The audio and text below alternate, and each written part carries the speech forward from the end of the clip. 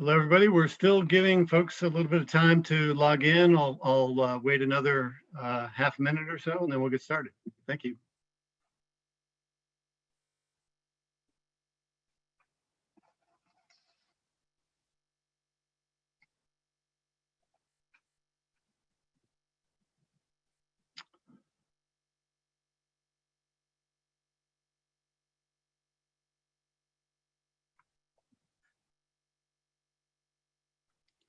Okay, why don't we go ahead and get started. Welcome everyone to the National HoUSed campaign call for universal, stable, and affordable housing. We have a packed agenda. As you can see in front of you, we'll have representatives from Treasury talking about using state and local relief funds from the American Rescue Plan Act for Affordable Housing. We'll have Seamus Roller from the National Housing Law Project and Rachel Garland from Community Legal Services of Philadelphia to talk a little bit about HUD and DOJ eviction diversion guidance. We will get into some updates on the CDC eviction moratorium and White House actions to prevent evictions, including the White House summit held last week. We will have an individual talk to us about the new FAQ on emergency housing vouchers, Deborah Thrope from the National Housing Law Project. We'll have some field updates from Kentucky and Michigan. And we'll also talk about NLIHC's new End Rental Arrears to Stop Evictions Erase project, and a grant opportunity that's related to that. And then we'll talk a little bit about what's happening with the infrastructure package and other updates from Capitol Hill and what we can do as advocates to ensure that the HoUSed campaign priorities are included in whatever gets passed. So there's a lot to cover, and I will just jump right in. I don't know if I mentioned that I'm Paul Keeley, the Chief Operating Officer at the Coalition, but we'll go ahead and get started right now. I will just remind everybody, please, at the bottom of your screen, you will see there's a Q&A box, and then of course there's the chat. I'll focus mostly on questions to the panelists in the Q&A. So please enter your questions there if you have questions for any of our panelists. We may not be able to get to all of them, but they are all extremely important because they inform us at NLIHC about what we put in our frequently asked questions, and other documents, other resources, and we try to answer them on subsequent calls as well. So please feel free to put your questions in there, and the chat, use that to share information with others on the call as you see fit, links and so forth. So that's how we'll run things. Okay, so I'm really pleased that we have a number of individuals joining us from the US Department of Treasury to talk about the state and local fiscal recovery funds and how they can be used for housing and homelessness response. And I will pass it over to Jacob Leibenluft, special, I think, counsel to the Secretary, there we go, counselor to the Secretary of the US Department of Treasury. We'll also have Andrea Taverna, senior advisor to the Chief Recovery Officer, and Kitty Richards, program lead, state and local fiscal recovery funds. So Jacob, I think you'll get us started, right? Yes, thank you so much, Paul. Thank you to the entire coalition for having us here today and for all the work we've been able to do together over the last few months. Just to introduce myself, I'm Jacob Liebenluft. In addition to being a counselor to Secretary Yellen, I am now leading a new Office of Recovery Programs here at Treasury, helping to coordinate our response to this crisis in all the work that Treasury is doing. The National Low Income Housing Coalition has been a really important partner to Treasury in recent months as we've moved rapidly to address dual public health and economic crises, including implementing a historic response through the American Rescue Plan. And there's no area where that's been more important than housing security. Housing security remains an acute challenge in the recovery, and many rescue plan programs in Treasury's portfolio aim to prevent evictions and foreclosures, serve individuals experiencing homelessness, and improve housing security. Within our Office of Recovery Programs, this includes the Emergency Rental Assistance Program, the Home Ownership Assistance Fund, and the program that my team and I will focus on today, the state and local fiscal recovery funds. And as Paul mentioned, I'm joined today by Kitty Richards, who is the program lead for the fiscal recovery funds at Treasury, and Andy Taverna, a senior advisor working with me in the Office of Recovery Programs. As all of you know, and as I know you discussed last week and we'll discuss elsewhere in today's agenda, the administration has announced an all-hands-on-deck effort to prevent evictions in the coming weeks as the CDC moratorium comes to an end, including actions across federal agencies to protect renters, as well as work with state and local governments, court systems, and other partners. Emergency rental assistance and state and local funds are key parts of this strategy. Treasury has moved swiftly to get these resources out to state and local governments and to provide those governments with the tools and flexibility to rapidly build up rental assistance and eviction diversion programs. In ERA, as I know my colleagues discussed with you last week, that has meant promoting assistance directly to tenants, streamlining documentation requirements, and ensuring that funds can assist individuals experiencing homelessness and promoting cultural competency in programs. But the state and local fiscal recovery funds, while available for a much broader set of uses, can also serve a key role in supporting housing security. And today I just want to walk through a few key ways the program can do so, and then our team will be able to take a few questions. Just to back up and provide a little bit of context, the state and local fiscal recovery funds provide $350 billion to states, territories, tribal governments, counties, metropolitan cities, and smaller local governments. The funds provide substantial resources to jurisdictions while giving them the flexibility to determine how to use the funds within categories of eligible uses to meet the most pressing local needs. The statute and Treasury's interim final rule implementing it establishes a set of eligible use categories. First, responding to the public health impacts of COVID-19. That includes work like vaccinations, safety measures in congregate facilities, and mental health services. Second, it allows jurisdictions to respond to the pandemic's negative economic impacts. That could include aid to families for food, housing, internet access, and many other needs, as well as programs like small business grants. Third, it allows jurisdictions to replace lost government revenue due to shortfalls that occurred during the economic crisis as a result of the pandemic. Fourth, it allows the provision of premium pay to essential workers. And then finally, it allows for investments in water, sewer, and broadband infrastructure. Within these eligible use categories, funds can be used to meet both immediate and longer-term housing needs, and I'll explain a couple of ways in which that is possible. First, uses of funds to respond to the negative economic impacts of the pandemic can cover a wide range of housing services. This includes assistance to households for rent, mortgage, utilities, and other housing costs.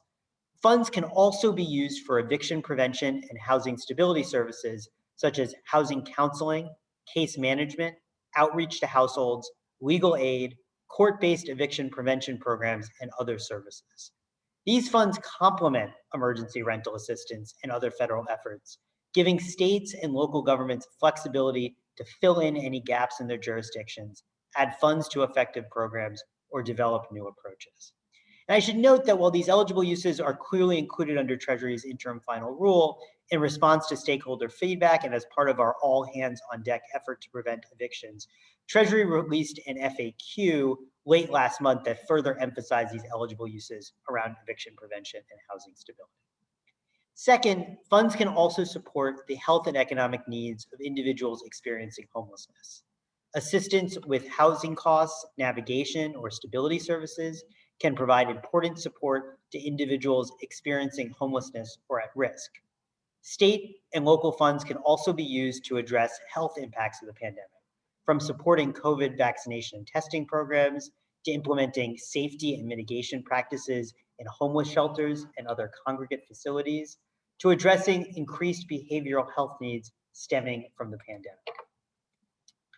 In addition to meeting these immediate needs, state and local funds can also help address the long-term disparities that contributed to the pandemic's disproportionate toll in certain communities. For example, crowded housing conditions contributed to more rapid COVID spread in some neighborhoods, and long-term challenges with housing affordability reached a crisis level when the pandemic struck.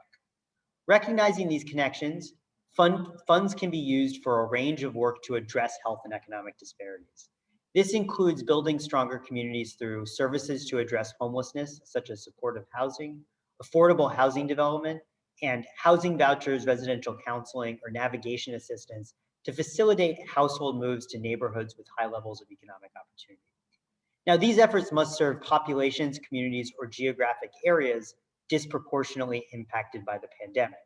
Services are automatically eligible when provided in qualified census tracts or by tribal governments to provide a rapid, efficient way to target disadvantaged communities. But state and local government recipients can also identify other populations, households, or geographic areas with disparate impacts and provide services to them. For example, a relatively higher income city could determine that its low-income residents face disproportionate impacts and develop affordable housing targeted to these households.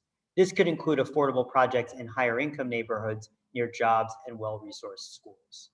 This approach supports state and local governments in addressing the needs of their communities, including identifying disproportionately impacted communities and households and designing programs and providing services that best meet the needs of those communities. Again, Treasury's aim in this program is not only to address immediate economic challenges from the pandemic, but also the long-term disparities that it underscored. And we're working now to do everything we can so that these flexible funds achieve that goal. Now, I just want to touch at the end here briefly on where we are in our process.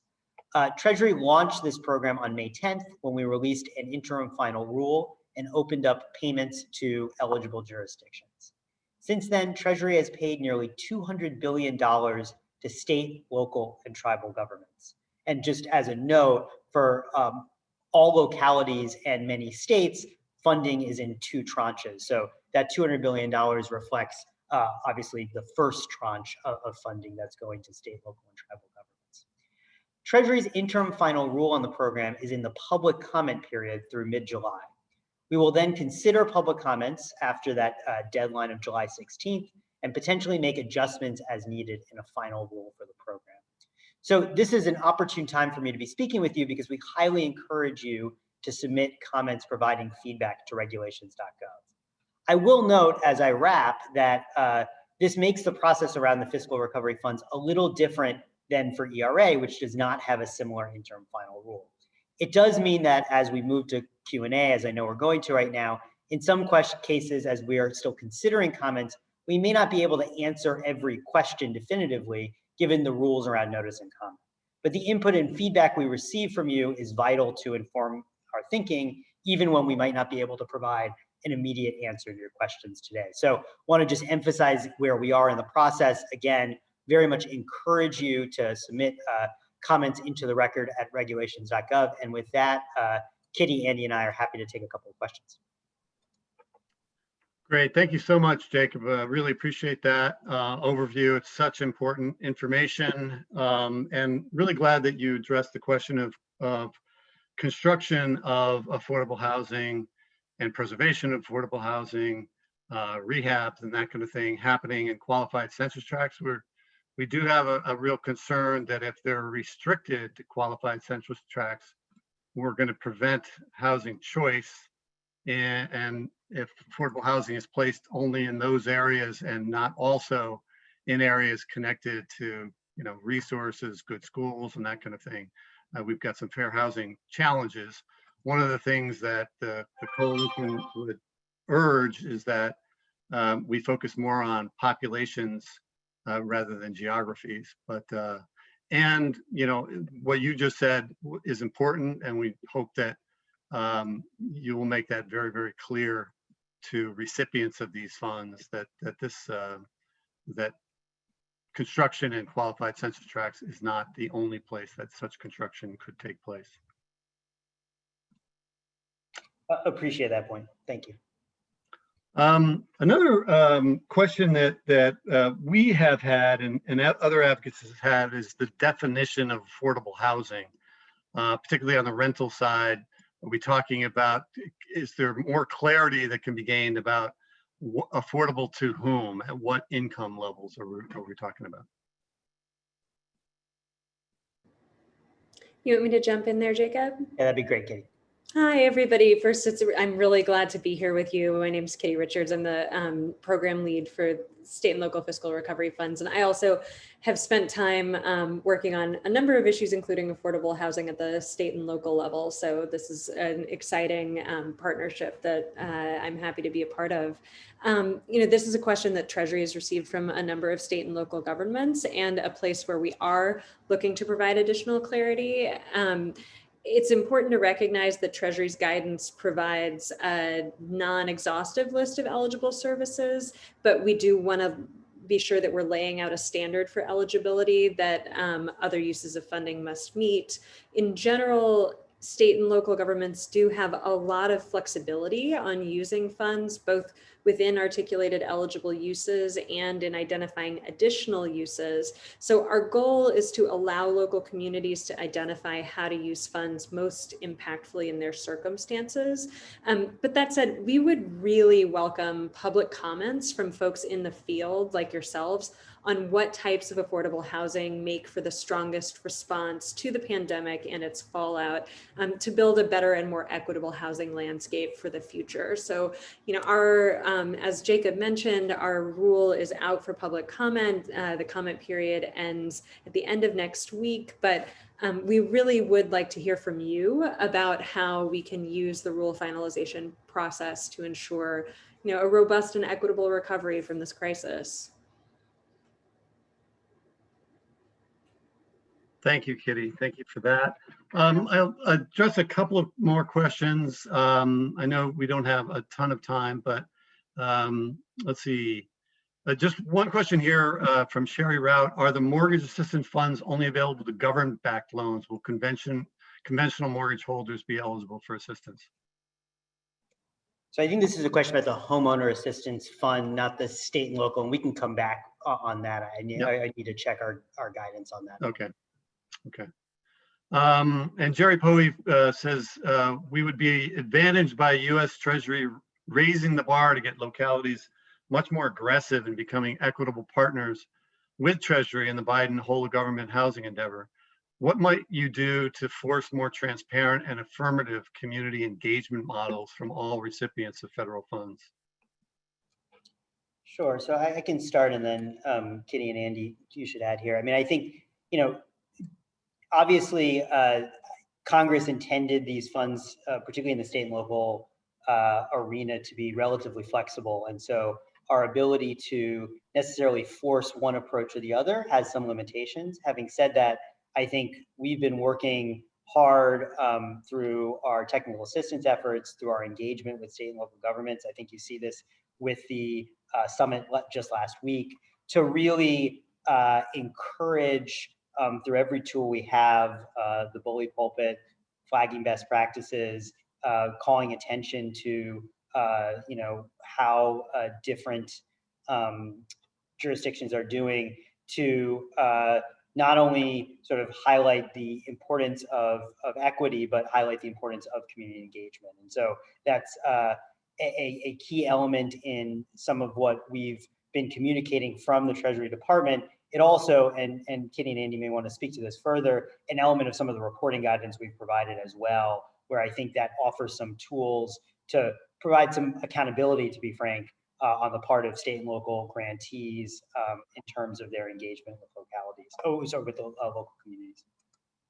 Yeah, absolutely. I'd throw in that we issued on June 17th the reporting guidance for all of the recipients of this funding. So state governments, local governments, county governments, tribes, and we included a section on equity, and we also included in some of their reporting requirements that they need to tell Treasury how they have been engaging community stakeholders in making their plans and how their plans take into account a host of equity issues. You know, we understand that that is, as Jacob said, we have somewhat limited ability to force some of these things, but we are putting our thumb on the scale everywhere that we can and trying to ensure as much transparency as possible, because this is, you know, this is something that's really core to this administration's approach, is that these should be community empowering funds.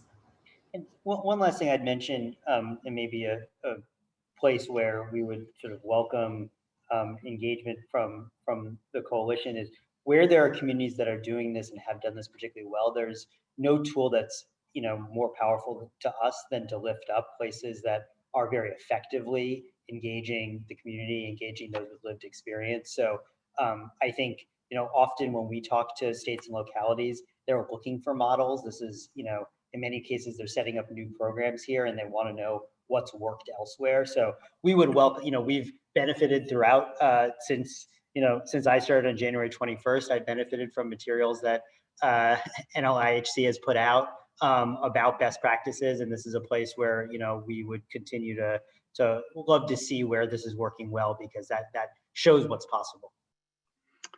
Great, and we are doing that. We're collecting and sharing where states and localities are, number one, just allocating significant resources to affordable housing solutions. But I'll just share with you two other questions, sort of comments that you can respond to or you just take with you, because they relate exactly to what you're talking about in terms of putting your thumb on the scales and raising up best practices and engaging people in the communities about decisions being made. One anonymous attendee said, in order to receive any of these funds, recipient agencies or entities include people directly impacted by all the decision-making tables, people with lived experience.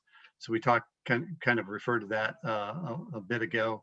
And then Andy Height says, how do we get local government officials to adopt a visionary strategy in creating permanent affordable housing? Too many entities are using the funds as a band-aid. The problems, disparities, and inequalities will hemorrhage unless they are pushed to provide housing. So I'm just sharing that. If you have any further comment, I think you sort of addressed that with your last response. One thing I would just note, and I mentioned this briefly offhand in my remarks, is, you know, for this funding is in many ways designed to both respond to what is a crisis today and also set communities up for a strong recovery over time. And the local funding, for example, is split, as I mentioned, in two tranches. So localities receive, you know, 1/2 of their funding now and 1/2 next year. And so I think in many ways that, you know, we're encouraging from Treasury, and certainly encourage communities and those who are working with community, you know, with local leaders, to think about how they can, again, respond to what is still an ongoing crisis for many who are struggling as a result of the pandemic, but also think, you know, do planning so that this funding is used over its full period of eligibility. And so that's something that, again, we, on the one hand, you know, have our eligible uses that we put out through the interim final rule, but are looking to continue to lift up best practices, provide technical assistance, speak through, groups like yours about what is working and what can work, so that states and localities both understand what they can do to provide for a strong, equitable recovery, and frankly, feel some responsibility for doing so. Fantastic. So I just we have lots and lots of other questions and comments that have come in. If you want to stay on the call and listen in on the other presenters, you're more than welcome. And certainly while doing so, if you'd like to answer some of the questions that have come in, we invite you to do that as well. Otherwise, we'll probably be collecting these and sending these along to you just so that you have this input. But I just really want to thank you for joining our call today and talking about this really important subject. Well, thank you, Paul, and thank you to the coalition and to what everyone on this call is doing, and would love to see the comments and questions that come in. And then again, I think you just do not want to leave without another plug for submitting. I saw that Elena, I think, just put in the comment link, but another plug for sending your comments, which make it part of the formal record that we can consider as we update the IFR. And then also, of course, look forward to myself, our team on this and other programs coming back in the future, so that we can continue to address any additional questions and also share what we're learning as we implement the program. Fantastic. We will definitely be inviting you back. No question about that. When you have data on what's happening out in the field, we'll want to hear about it. So thank you again for joining us. Really appreciate it. Thanks so much, Paul. Okay. Okay, on to our next presenters in session. We have to talk to us a little bit about HUD and Department of Justice eviction diversion guidance. We have Seamus Roller, a very close, longtime partner of the National Low Income Housing Coalition, who's the executive director of the National Housing Law Project, and Rachel Garland, managing attorney, housing unit at Community Legal Services of Philadelphia. Really pleased to have both of you join us. Take it away, Seamus. Great, thanks, Paul. So we've been working with Community Legal Services and also with Emily Benfer at Wake Forest University, talking about eviction diversion programs, and provided a letter and some recommendations to the White House and to HUD and Treasury around eviction diversion programs. So I think many of you will have seen the White House announcement around this. I know Diane Yantel was involved in the summit presentation as well. And I think that, in the midst of all this, many of you have noticed, I think, as well as we have, that the eviction process itself has been really driven some of the bad outcomes that we've seen during the pandemic. And so while the pandemic is this unique situation in which we found ourselves, what's been underneath that has been an eviction system which is antiquated, which has real problems around due process, around substantive rights for tenants, and that we ought to see this also as an opportunity to think about reforming that process overall and ensuring that fewer people are evicted in the future, that they have better options, that we preserve housing stability. So I'm going to go over quickly kind of what the administration did around eviction diversion, and then I'm going to turn it over to Rachel to talk about sort of our recommendations and the work that's come out of Philadelphia's eviction diversion program, which has really been led by CLS. So one of the things I think was covered well was Treasury provided guidance around that the ERAP funds can be used to fund eviction diversion. So I'm not going to go over that any further. But Associate Attorney General Vanita Gupta sent out a letter to state court administrators, encouraging them to adopt eviction diversion practices. Also, great work being done by the National Center for State Courts promoting eviction diversion as well. So that guidance is really just what it is, just guidance and recommendations, but it carries a lot of weight coming from the Department of Justice, and I think really encourages state courts to look at that. In practice, there can be a lot to a diversion program, and I think what they're trying to do mostly is get courts to pause evictions while people are applying for rental assistance. In addition, the HUD issued fair housing guidance in which they basically reminded jurisdictions and housing providers that the Fair Housing Act applies to evictions, that evictions often have a disproportionate impact on protected classes under the Fair Housing Act. So I sort of think of it as the shot across the bow, in which if you continue through the eviction process without taking any steps, you may be in violation of the Fair Housing Act, and HUD may pursue that. One of the other things that's not exactly related to diversion, but I think is important, is that the White House also came out to reiterate that all federal housing programs and all properties with a federally backed mortgage loan are subject to the CARES Act 30-day notice. So you have to provide 30 days of notice before an eviction lawsuit can be filed. And that's a holdover from the CARES Act and the eviction moratorium that was in CARES Act, but does not have an expiration date. So I think that is a key component in slowing down some of the evictions that are happening right now. Lastly, the administration pulled together a summit on eviction diversion in which they brought together court administrators, rental assistance administrators, legal services, mayor's offices, and key nonprofits from 44 cities, and then broke those people up to talk about what kind of steps they might take to reduce evictions in their jurisdictions. And the effectiveness of that summit, I think, is yet to be seen, but I was, some very promising anecdotes coming out of that. I think it's crucial to get the key players together in any city and to have the leadership and the pressure from the administration pushing forward on those things. So with that, I'm going to turn it over to Rachel.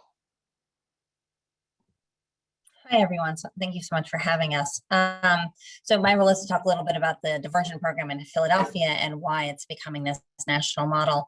And I think there's a couple key things that makes it really interesting. And as horrible as the pandemic has been for all of us, its disruption of business as usual and its disruption of the court eviction process has opened up this possibility for us to re-envision what evictions could look like. And here in Philadelphia, one of the things that we've built, which is based in part on a successful mortgage foreclosure diversion program that was started by Judge Annette Rizzo back in 2008, looks to bring the parties together to try and seek resolution. The court process is focused on litigation and eviction as the end goal. And we learned during the pandemic, more people learned during the pandemic what tenants have always known to be true. And those of us who work with tenants have always known to be true, that eviction is highly destabilizing for tenants and their households. It is also very destabilizing for our communities and for our neighborhoods. It is costly for cities, and it's even costly for landlords. And so to come up with a way that issues can be resolved between landlords and tenants in an environment that supports resolution as opposed to supports litigation and eviction is something that we wanted to try and create. So our diversion program is by no means perfect. It is very much a work in progress. It started September 1st. We are making changes to it on a daily basis, and it's a little terrifying building the plane while you're flying it. But here are some of the components of the program. Right now, we've had a program in place since September 1st. It was required that landlords participate in that program between September 1st and March 31st by city ordinance. The city ordinance expired at the end of March, and we were unsure as to what would happen after that, because even though there was still funding for the program, we weren't sure if landlords would continue to participate. But thanks to the efforts and advocacy of the city and also the National Center for State Courts, which I cannot recommend highly enough, they were able to work with the court for the court to come into coordination with the diversion program. So as of April 1st, we have a court order that requires landlords to apply for rental assistance and participate in eviction diversion prior to filing the case in court. So one of the key elements of this program is that it is pre-filing. And the main reason that there are two main reasons we wanted to keep it pre-filing. One is that a eviction filing in and of itself is harmful to tenants when they're trying to find stable housing in the future. Here in Philadelphia, we don't have any level of eviction record ceiling. We were just able to pass a limited bill that gives some guidelines around how to consider eviction records, but we don't have anything that seals those records yet. And so we wanted to keep this program pre-filing. The other thing is that if it's once a landlord is filed in court, their mentality is that they want to evict. Their mentality is that they want to make good on the court costs that they've just paid and the attorney they've just hired. And so they're focused on eviction. And we hope that by keeping it pre-filing, we could focus on resolution. So having it pre-filing is important. The other important facet of our program is that it matches every tenant with a housing counselor, because we recognize that there are real power imbalances between landlords and tenants in the negotiating process. And we don't have fully funded right to counsel implemented here in Philadelphia yet. We're working on it. But we wanted to make sure that tenants had access to support and resources through the process. So they meet with the housing counselor before the mediation session. The housing counselor can support them in filling out a rental assistance application, can do financial counseling, can help them with job searches or housing searches if their intent is to move. Early on in the pandemic, a lot of our tenants needed help making sure that they were fully accessing unemployment and pandemic unemployment. So there was a real financial health assessment that the housing counselor could do to help support the tenant. And then the other important thing is that the housing counselor attends the mediation session with the tenant to help make sure that the tenant is supported through that process. We are working on building a close relationship between the housing counseling agencies and legal services so that the housing counselors can identify when there's complicating circumstances or possible legal rights that the tenant really needs to be represented by an attorney. So it's expanding our ability to do outreach and get those referrals to legal services quickly so that legal aid can step in and represent those tenants when necessary. Right now, what happens is landlords apply for rental assistance, and that rental assistance application gets automatically duplicated into our diversion program. We reach out to the tenants, we match them with the housing counselors. They're given some time to work with the housing counselor before the mediation session. If that resolves the situation, either through rental assistance or working with the housing counselor, we don't have to have a mediation session, but we are scheduling mediation sessions, about 60 of them per week. And we have volunteer mediators. We're working with a nonprofit agency here in Philadelphia that coordinates the volunteer mediators, and community legal services. In addition to doing program design, we are also the agency that trains and supports the housing counselors. We train and support the mediators, and we provide real-time support and answers to their questions. We do regular trainings, regular debriefs with them to find out how the different aspects of the program are going. Trying to think what else is important. It's a little complicated, sort of the legal authority. This is a different way for courts to function. And so that's definitely something we're thinking through with the National Center for State Courts and going to the state level to make sure that the city and the county have continued authority to be able to require this program of landlords. I'm hopeful that down the road, landlords will begin to see the benefit of the program themselves and would voluntarily participate in it. But at least during this initial few years of the program, we do think that's an important piece to have the landlord participation required, because otherwise some landlords will participate, but most landlords will revert to how they were used to doing it before the pandemic, which is just going through the court process. Outstanding. Thank you so much for that great overview. There are a number of questions. Most of them are asking if you could share some things, and I'll see if you can do that. If you can, great. If you can't, maybe we can follow up with you later on. But there are a couple of questions. Can you share the ordinance requiring landlords to participate in the eviction diversion, and were there legal challenges to that? Jerry asked, could you provide a written synopsis of key elements in the Philadelphia model that others could advocate for in their localities? For example, pre-filing focus, individual housing counselor access, mediation power, equity, training, court roles, etc. And then somebody also, and this might be for Seamus, could you please share your letter to the White House and recommendations from the National Center for State Courts? So those are just sort of requests for links or information. Yes, we can share all that information. Can we forward it to you and you can circulate afterwards? That would be great. That would be fine. Yep. We're working on updating our synopsis. We'll have it by the end of the week. Fantastic. And there was a last question, are the housing counselors HUD certified? Yes, most of the housing counseling agencies were working on, before the pandemic, they were solely focused on mortgage foreclosure issues. And so they were HUD certified to work on those issues. And so we've had to do a lot of training to get them into the tenant and eviction realm, because that wasn't an area that they had done before. There was a lot of overlap in skills, but it wasn't necessarily the same work that they were used to. I think the last thing I'd say is just that if you don't have an eviction diversion program, I think the only thing that you can probably do in the short term is to get the court system to either pause or delay evictions when people have applied for rental assistance, and really to slow down that process long enough for rental assistance to emerge, and then to think about how to build out towards a broader eviction diversion program like they have in Philadelphia over time, because it really takes capacity planning to do an eviction diversion program of that scale.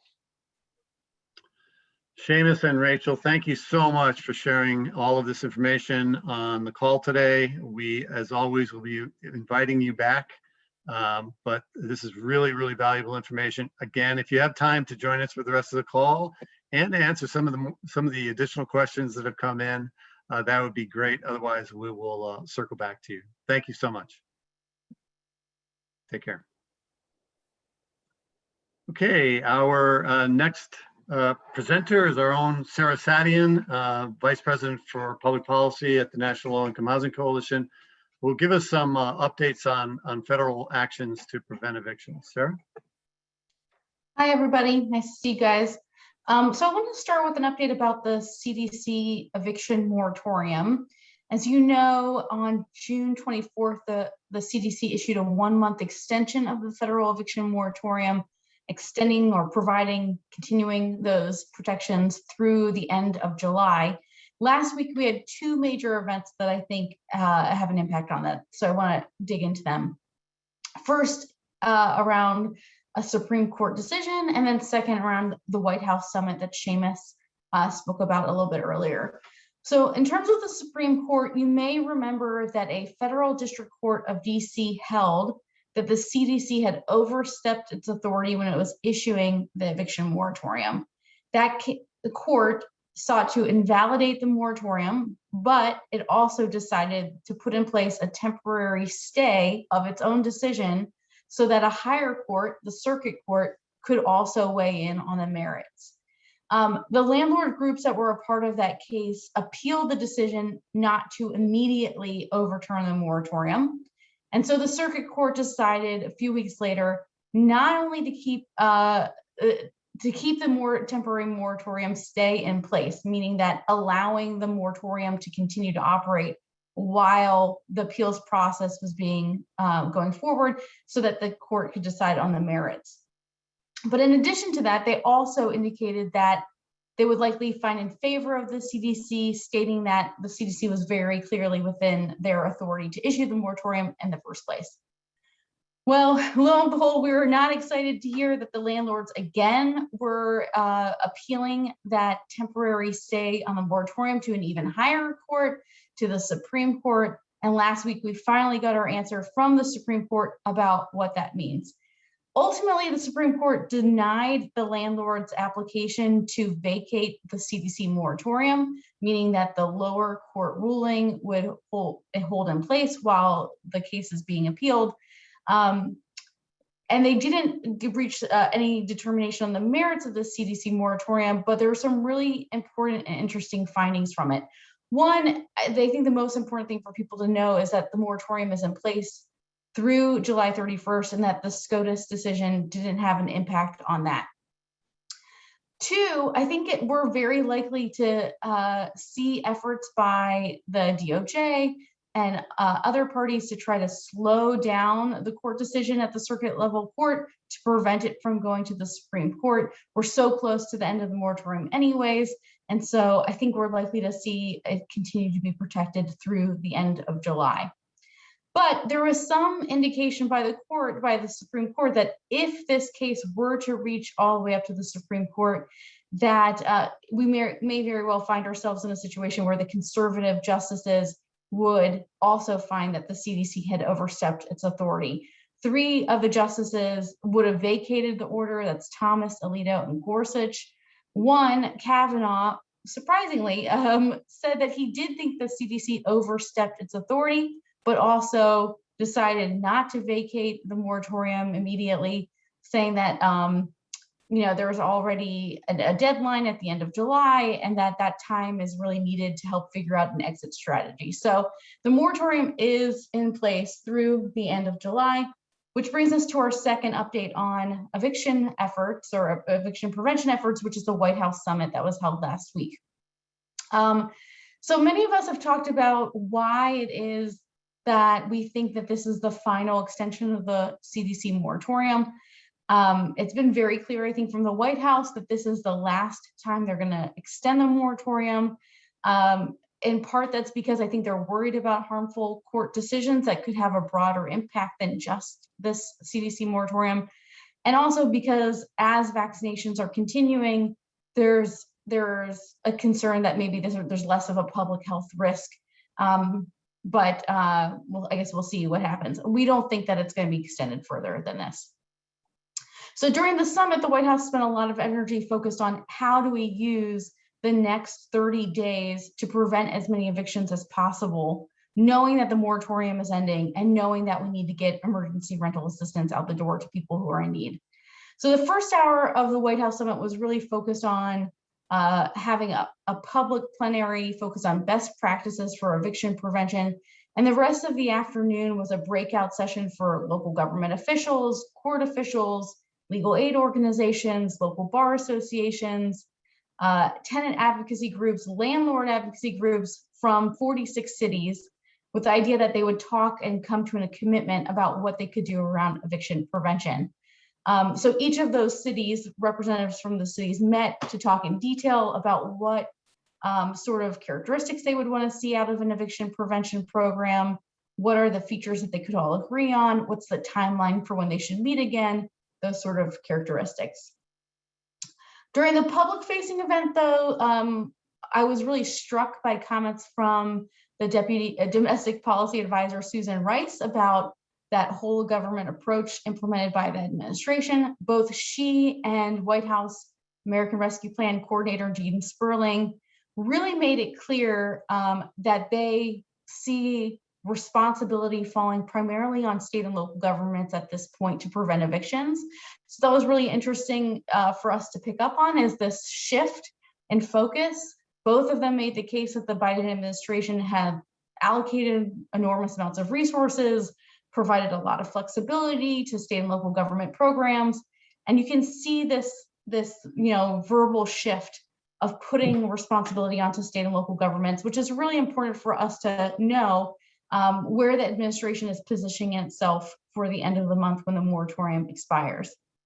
Also, during the public portion of the event, we heard from Matt Desmond and Rashida Phillips of Community Legal Services of Philadelphia, other entities who have been doing excellent work on the ground to make sure that evictions are prevented wherever possible. During the non-public event, NLIHC's President and CEO, Diane Yantel, spoke about best practices that we've identified through our research with NYU Furman Center and UPenn's housing initiative, including simplifying applications, using self-attestation wherever that's possible, using direct-to-tenant assistance. She also spoke about the need for robust and equitable outreach, partnering with BIPOC community organizations, and prioritizing renters who are the most marginalized when making decisions about allocating resources. And finally, she talked about making the case for other efforts that state and local governments can be doing, like passing their own eviction moratoriums, ensuring a right to counsel, funding legal aid attorneys, and focusing on the long-term solutions that we need, like universal housing vouchers, robust renter protections, and a national housing stabilization fund to provide permanent resources to help stabilize families going forward. So with that, I'll turn it back to you, Paul, unless there are questions. Thank you so much for that synopsis, Sarah. I know you're staying on for the rest of the call, so you'll be able to look at the questions that have come in and respond to them online. So I'll leave it at that. There aren't a ton of questions, but there are a few. And we will move on in our agenda. So we now have with us Deborah Thrope, another very close friend to the coalition, the Deputy Director at the National Housing Law Project. to talk about new FAQ on emergency housing vouchers. Deborah? Great. Thanks so much for having me here today. My name is Deborah Thrope. I'm the Deputy Director of the National Housing Law Project, and we're a federal policy advocacy organization focused on the preservation of affordable housing and tenants' rights. And the coalition invited me here today to discuss a new resource from NHLP about emergency housing vouchers. So first I'll provide an overview of the program, and then I'll discuss briefly the new resource from NHLP and sort of highlight some of our recommendations. So the emergency housing vouchers were created by the American Rescue Plan, which appropriated $5 billion for emergency housing vouchers, or EHVs, which is about 70,000 vouchers nationwide. And Congress did this in recognition of the fact that emergency rental assistance is, of course, really important for so many families, but others need longer term support. And I know you've talked about, the coalition has talked endlessly about ERAP on these calls, which is key to helping families in crisis, but there's a lot of families that are going to need more long-term subsidies. So these vouchers are targeted for specific populations. There are 4 eligibility categories. Families are eligible if they're homeless, at risk of homeless, recently homeless, and providing the voucher would prevent homelessness, or fleeing or attempting to flee domestic violence, dating violence, sexual assault, stalking, or human trafficking. And the definitions for these eligibility criteria are in notice, the EHV operations notice, which is HUD notice PIH 2021-15. So next slide, please. Thanks. So HUD has posted on their website which housing authorities received EHVs. When HUD first offered these EHVs to housing authorities were allowed to decline the invitation to participate in the program. It looks like most housing authorities did accept those vouchers. There were a handful that were shuffled around, but you can go ahead and look at HUD's website to find out how many EHVs landed in your community. Next slide, please. So EHVs are similar to regular housing choice vouchers in a lot of ways. They're administered just like regular housing choice vouchers. They're through HUD by individual local PHAs, and then participating families use the vouchers in the private housing market. And data, just like regular HCVs, has to be collected and reported by PHAs to HUD. And I'm flagging this because this was a change from the initial operations notice, which created separate data reporting requirements. But HUD late last week issued notice PIH 2021-20, which now requires PHAs to report very similar financial and household data for families participating in EHVs. So again, just like they would for the regular voucher program. But EHVs differ from regular vouchers in a number of significant ways. So first, housing authorities are required to work with their continuum of care or their local COC and other community-based organizations, and ideally really provide wraparound services for participating families. There are also a number of requirements in place to facilitate both admissions and leasing, so such as loosening admission criteria, and extending the time period to verify income and immigration status and our social security numbers. Housing authorities also receive funding to provide housing search assistance to participants, and that's a required element of this program. And the last difference I'll highlight is that vouchers can't be reissued after the end date of September 30th, 2023. Although it's important to note that if a housing authority hasn't used one of the initial vouchers they were allocated, they may issue that voucher after that September 30th, 2023 date. But any turnover voucher, they wouldn't be able to allocate to a new family. Next slide, please. NHLP, again, published a new FAQ about EHVs. I've included other really important resources about this program on the slide. Our FAQ it includes important information about the program, but it also includes suggestions for implementing a meaningful program on behalf of the target populations. And the recommendations that I'll highlight today and those in our FAQ are really informed by questions and comments we've been receiving from various stakeholders in the field working on implementation, mostly advocates working with their local COCs and PHAs. So our first recommendation I'll highlight is that PHAs and COCs provide meaningful housing search assistance for families. So again, this is a required element of the program. And as many of you on the call know, it can be really hard for families to access housing in the private market with a voucher. So housing search and mobility services are going to be key to supporting eligible families for providing a home, particularly among the target populations. Every community is different. And so first step is to sort of understand the needs of the participants with respect to mobility services and what would be necessary, again, to provide really meaningful services. And know that it might be outside of the PHA and the COC. The existing services provided by those entities may not include mobility services. And so, having to be creative about what other organizations in the community could provide that for families. The second recommendation I'll highlight is that housing authorities post and publish their emergency transfer plan for survivors of domestic violence, sexual assault, and human trafficking. And that's a plan required by HUD. Emergency transfers are an eligible use of the EHVs and can be an incredibly important resource for survivors in your community.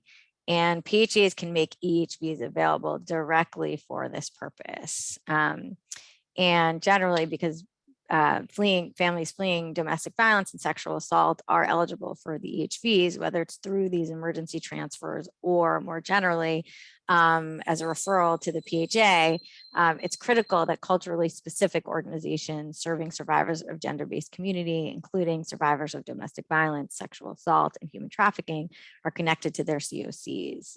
So that's another key component, is to really reach out to these different types of organizations and again, think about those wraparound services. So the third and final recommendation I'll mention is related to screening requirements.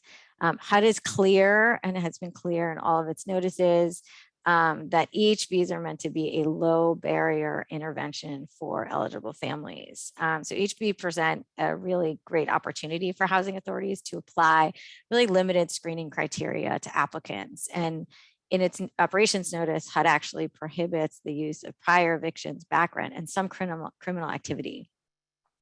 HUD does allow what it calls permissive prohibitions, but if PHA wants to implement those, they have to consult with the COC partner to better understand the impact it will have on referrals to their program. And permissive prohibitions include denials for violent criminal activity and a few others that are in the operations notice.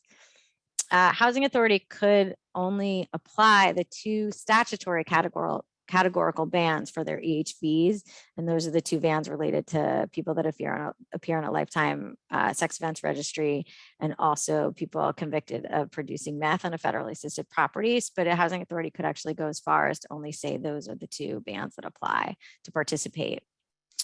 And especially given the target population, lifting screening requirements for family participation is really going to be key to successful EHV program. So I'll just conclude by underscoring the importance of coordinating with a large range of stakeholders and service providers when implementing the EHVs. And this is going to be kind of outside the scope of what some of the organizations are currently doing. It's going to vary it's going to vary greatly based on every community. So there's more about the EHV program in our FAQ, which there's a link to here. And we also have additional recommendations. I highlighted 3, but there's a handful of others in our FAQ. So I invite you to check it out. And thanks so much again to the coalition for having me today. Thank you, Deborah. Really, really appreciate that. We're running a little tight on time, so I won't address all the questions. But just to clarify, the PHAs that are listed on the HUD website are the ones that accepted EHV funds, right? Yes. Yeah, okay. There are a couple of other questions about how it'll be implemented, who determines who's at risk of being homeless, will it be a lottery? But if you're available to maybe address a couple of those questions in the chat or in the Q&A, I'd really appreciate that. And I Happy to. really appreciate you joining us for this call. Thank you, Thanks. Deborah. Thank you. Okay, great. We will move on in our agenda to our next speaker. And we have with us Whitney Reynolds, Director of Development, Homeless and Housing Coalition of Kentucky. Debbie. Hi, I'm sorry. Whitney with the Homeless and Yeah. Housing. Again, I'm Whitney with the Homeless and Housing Coalition of Kentucky. Thanks for having us join today. The Homeless and Housing Coalition is a statewide coalition of partners and advocates working to end homelessness and create opportunities for low-income Kentuckians to live in affordable homes. In addition to our administrative staff, we have 11 staff dedicated to case management services to clients throughout the state, which includes finding landlords willing to participate in our programs and providing clients with the resources they need to stay housed. HHCK also houses an AmeriCorps and AmeriCorps Vista program. Some quick stats: Kentucky has 120 counties and a population of 4.5 million, and we are 77,000 units short for extremely low income renters. Folks needing rental assistance apply based on their geographic location. That's Jefferson County and Louisville, Fayette County and Lexington, and then the balance of states or our other 118 counties. Each of these geographic areas is a different application on a different website. Renters and landlords must both apply, and money goes to landlords and/or utility companies, not to the renter. Kentucky opened up rental and utility assistance applications in February of this year.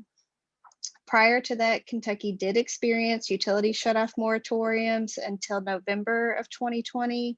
Late fees were waived until 12/31 of 2020, and payment plans were to be set up for folks who were still struggling to pay. And our governor did implement an eviction moratorium prior to the CDC's eviction moratorium. As of June 15th, the Kentucky Housing Corporation, which is the entity processing rental assistance applications for those outside of Louisville and Lexington, reports the following key numbers. 11,120 applications are ready for review. Of those, 5,685 applications have been approved for a total of $20.8 million out the door. 63% of assistance has gone to households in the 0 to 30% AMI range. And Kentucky Housing Corporation has added over 70 additional staff to go through those applications. The city of Lexington also at the June 15th date reports that approximately 600 households have been served with a little over $3.3 million. On an average week, they are paying out around $300,000 to renters in need. However, due to staffing shortages, there are still backlogs of hundreds of applications. Louisville has spent down all of ERAP 1.0 and received an additional supplement from the state's allocation. Quickly, I wanted to share that HHCK has been lucky to have a story banking coordinator who's been working to collect stories of folks impacted by a lack of affordable housing across the Commonwealth, how COVID-19 has affected their housing, and anything they'd like to share about their housing journey. What Catherine, our staff member, shares is that she often hears nothing more than fear of retribution from landlords and small communities who won't rent to them again if they share their story. Because let's face it, even our biggest cities are still small towns and everybody knows everybody. Fear of losing housing altogether, no matter how unsafe and unsanitary it may be, they'll ever have. HHCK will continue to gather stories and will present to our legislators the real life consequences a lack of affordable housing has on Kentuckians. That's all that I have today. Wanted to say thanks again to NLIHC for having. Thank you, Whitney. Thank you so much. So just to clarify, you said that there is no direct assistance happening currently. Is that correct? Direct payment to tenants? Yes. Direct No, assistance to tenants. just to, It has to go to yes, landlords. correct. Now for Correct. ERA 2, they will have to do direct tenant assistance. but there's no discussion about, since the Treasury guidance about ERA 2 said that that was required, that they would begin applying that to ERA 1? It has not. Nope. Okay. And the application process, is it cumbersome? Is it overly burdensome? I don't think compared to other states, it requires. I'm going to pull up. I can just read off just really quickly. Pass through. Oh gosh, sorry. Copy of ID, which can be burdensome, as we know. Proof of renter status, documentation of income, documentation that you're behind on rent or utilities. So those are what's listed. Okay. And the story banking just seems so important, and it is notable what you said about the fear factor with people telling their stories, but getting that out across the state seems to be would be a really important strategy, to be able to share those stories with the media and so forth, to really push the program administrators to make the application process as simple as possible and do direct descendant assistance and so forth. So let's see. Let me just see here in terms of questions. Is there a dashboard where we can access Kentucky's most up-to-date stats on the progress of the distribution of ERA funds? I don't think there's a dashboard, but I can share that with NLIHC to share that with whoever wants to see those stats. That would be great. Absolutely.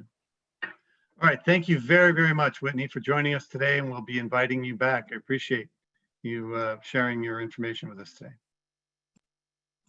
Okay, we will move on now to our next field update. And if I can get the slide change there. And we have Elizabeth Benton, legal aid attorney at Center for Community Progress, and Robert Goodspeed, assistant professor of urban and regional planning at the University of Michigan. So I believe Elizabeth, and you go by Libby, I believe. Yep, we'll take it away. Great, thank you so much. Great, thank you. So my name is Libby Benton, and I am currently with Center for Community Progress, but until last month was a staff attorney at Legal Services of South Central Michigan, where I did much of all the work that we're going to talk about today.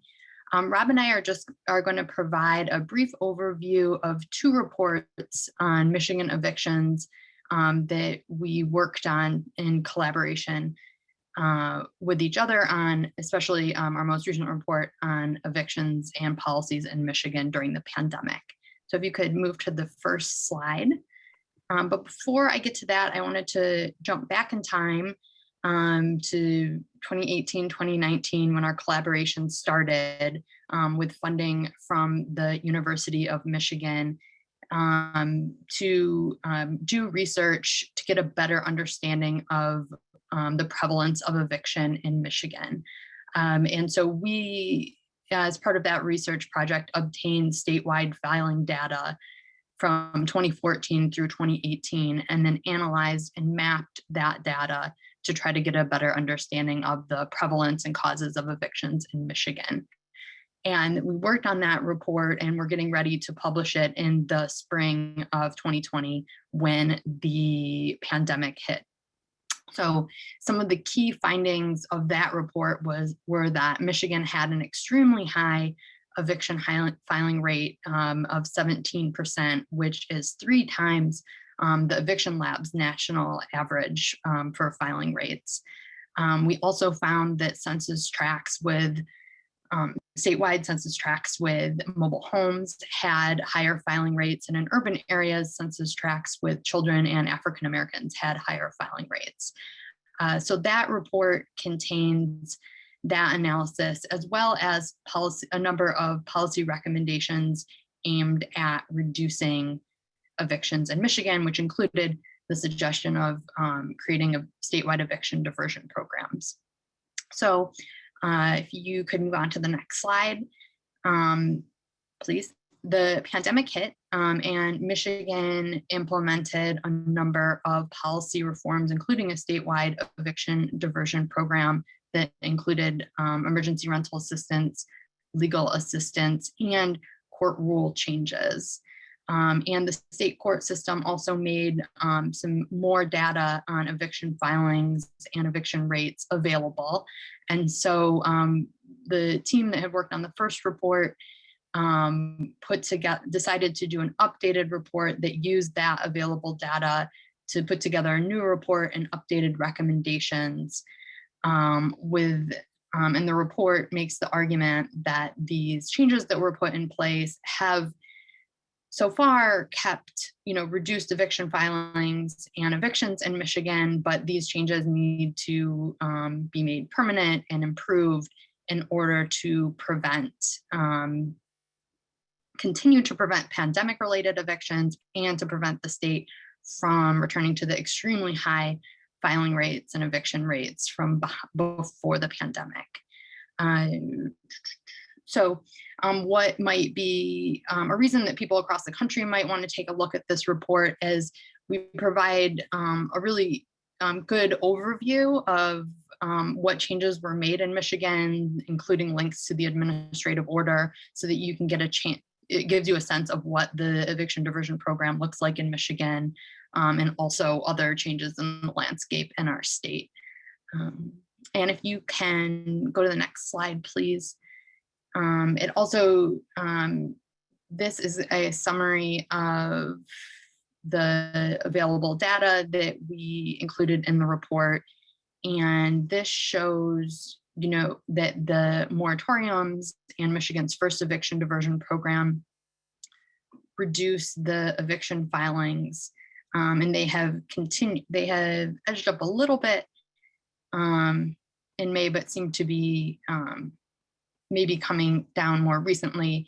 A key thing you'll see on the chart there is that Michigan had an eviction diversion program in place from July of 2020 and it ended in December of 2020. And then there was a 3-month gap before a new eviction diversion program really started ramping up in April.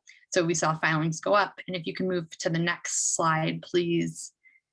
You can see in particular that this gap from between January and April also had a big impact in the percentage of cases that resulted in an eviction order really started edging up. So this chart really shows that these were cases where the court entered, the case proceeded all the way to an eviction order, and it may be that some of those orders were executed, others may have been stayed because of the CDC moratorium. And so it could be that some of these tenants, even though their eviction orders may now have connected to the rental assistance program, or others may not. These might be tenants who have been unable to connect yet, and they could be facing eviction immediately at the end of the month when the moratorium expires. But as you can see, the months of May and June aren't on the chart. We just wrote them in there. The percentage of eviction orders does seem to be going down a little bit now that the new eviction diversion program has ramped up. So that's the update. If you could go to the next slide, we have this website provides overview or links to both reports and related materials, as well as media articles that have covered it. So Robin and I are both happy to answer any questions that you have. You're welcome to contact us individually, or we can stick around on the call. All right, fantastic. Thank you very much, Libby. That was a great presentation, and it looks like really phenomenal research, and the eviction diversion programs are so important. I don't see any questions per se. We did get a request for the link to the report, and Elena Calabro did put that in there for everybody, and then Jerry said that Elena is wonderful, and I completely concur with that. So thank you very much, Libby, for that presentation. And we may be inviting you back to give us an update when you have more information after several months have gone by, but really appreciate that. Thank you so much. Thank you. Okay, we will move on to our next presenter, and that is our very own Sarah Gallagher, who's the ERACE Senior Project Director at the National Low Income Housing Coalition. We'll talk a little bit about the ERACE project and where things stand. So, Sarah. Great, thanks, Paul. Great, and what a timely conversation after hearing all of the great work that's going on in the field and all the different strategies that we're learning and the data that's coming in. It's my pleasure to talk about ERACE with you guys today. And I'll start the conversation in addition to what we heard today, just so folks know, late last Friday, some early data came out on ERA spending from the Treasury. And the data showed some progress and some funds going out the door, but that there's still some work that we need to do, and that is where ERACE will come in, and I'll talk a little bit about that. But to date, in the first quarter, it looks like about 1.5 billion has been spent in total, and that states in total have spent about 4% of their funds, and localities have spent around 13% of their funds. In quarter one, looks like around 14% of households that applied were served. So some money is starting to flow, but clearly with the end of the month quickly coming up ahead of us, not quickly enough, and there's some work to be done to make sure that those who are in the queue get through the queue, and we outreach more to those households that are in need of assistance. So one of some good news that came out of that data was it looks like lots of the assistance is going to the lowest income renters at or below 30% AMI. Around 71% of the assistance was targeted to households in that income range. And it does look like we're trending in a ramping up way. It looks like the overall rate of spending is increasing quarter to quarter, which is a good sign. So as Paul said, I'm here to talk about ERACE, and ERACE is our national program or initiative that's really meant to provide sort of momentum and assistance to help get the ERA funding to those who need it most. If you were on the call last week or on any of our state partner calls, you'll see that we've really asked for state partners and localities and program administrators to focus on 3 key areas over the next few weeks, really ensuring that programs are visible, that we're creating equitable and robust marketing efforts to ensure that all low-income renters and all landlords know about ERA and they're able to access it when they need it, and that we're particularly ensuring that those most in need, that Black and Indigenous people of color, that low-income neighborhoods are really prioritized for assistance and able to access assistance. We want to make sure too that the programs and the applications are accessible. Paul talked a little bit about this earlier, but really making sure they're low barrier, that they're streamlined, that there's low documentation standards so that folks can move through the process quickly and be able to access those funds. So we can really raise up that 14% of applications processed to 100% as quickly as possible. And the third area we're asking folks to focus on is that we have a focus on that they're preventive, a real focus on preventing housing displacement, preventing evictions by creating formal partnerships with state and local court systems, thinking about legislation and policies that really will have a long-term impact and really prevent housing destabilization and housing displacement. We heard a little about some of those strategies earlier today. So next slide, please. So to support this effort, you may have heard hints about this last week and in different calls. We're really super excited to announce the release of a request for proposals. The release went out today, where we are looking to partner with 20 to 25 state and local partners to support this call to action through an RFP process. We want to create a cohort, provide some capacity, building funding and resources in order to help achieve the goals of ERACE. The RFP is going to does focus on 3 key areas. And that is, the first is influencing state and local programs to accelerate the use of funding and getting funds out the door. So really working in real time with program administrators and community partners to figure out what have been the challenges in your community, your state, or your locality, and how to overcome them and to do some barrier busting to get those funds out as quickly as possible to those who need them most.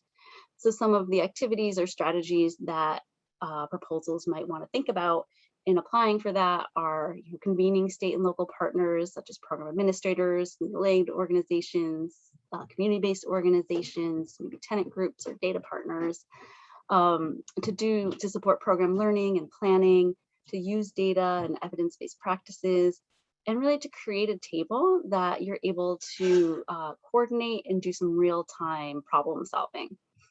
Another strategy could be engaging or educating program administrators or elected officials on best practices, emerging themes that we're seeing. We've heard of some of those today. So really how to embed those and educate your administrators and stakeholders on that.